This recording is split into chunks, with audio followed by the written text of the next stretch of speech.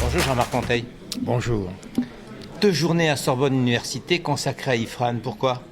Parce que nous sommes arrivés aux 2 tiers d'un parcours du projet Ifran qui a commencé il y a maintenant 2 ans, même 2 ans et demi pour certains, et donc il était important de faire un état du déploiement de ces 22 projets de recherche, la mise en évidence des méthodes qui sont utilisées, et puis dans un certain nombre de cas des premiers résultats qui sont par ailleurs intéressants. Vous avez parlé à beaucoup de chercheurs, beaucoup de directeurs de recherche, il y avait quelques enseignants. Que pourrions-nous dire, que pourriez-vous dire aux enseignants de ces travaux-là ? Alors, c'est pas ce que nous pourrions dire, c'est ce qu'ils ont dit déjà d'une certaine façon, parce que tous ces travaux ont été conduits dans des consortia qui associent évidemment les enseignants, les élèves, parce que la plupart des travaux concernent bien sûr les élèves, car il s'agit d'éducation, les collectivités territoriales, les associations et éventuellement les industriels. Et ce qui ressort, c'est une appropriation de la plupart des dispositifs de recherche par les enseignants eux-mêmes. Et on a des retours d'expérience par les enseignants qui sont exprimés ici à cette table, dans cet amphithéâtre, qui ont eux-mêmes traduit comment ils ont vécu la recherche, qu'est-ce que ça leur apporte, qu'est-ce que ça a modifié éventuellement dans leur pratique, en quoi ça les interroge, quel type de dispositif ils sont prêts à mettre en place pour qu'il y ait une fluidité entre recherche et terrain, praticiens et chercheurs. Donc non seulement ils n'étaient pas absents de cette journée, mais ils étaient profondément présents, puisque souvent ils ont été au cœur même de l'expression.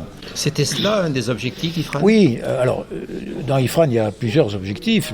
Il y a un objectif assez puissant qui est à l'ère du numérique, il faut savoir ce qu'on fait quand on utilise le numérique, c'est extrêmement important. Donc il y a une validation et une qualification des outils pour pouvoir asservir le numérique à des fins qui sont des fins éducatives, des fins d'apprentissage fondamentaux, etc. Ces objectifs-là sont là depuis toujours.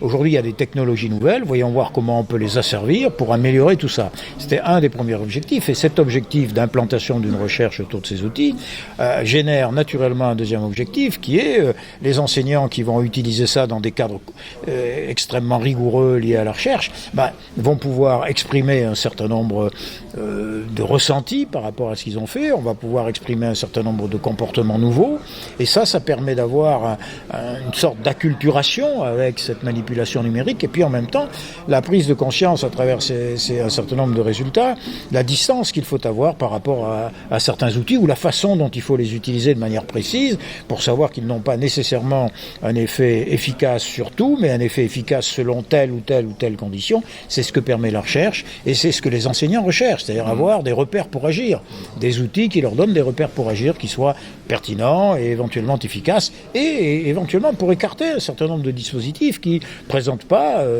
d'intérêt et voire qui peuvent provoquer un certain nombre de difficultés.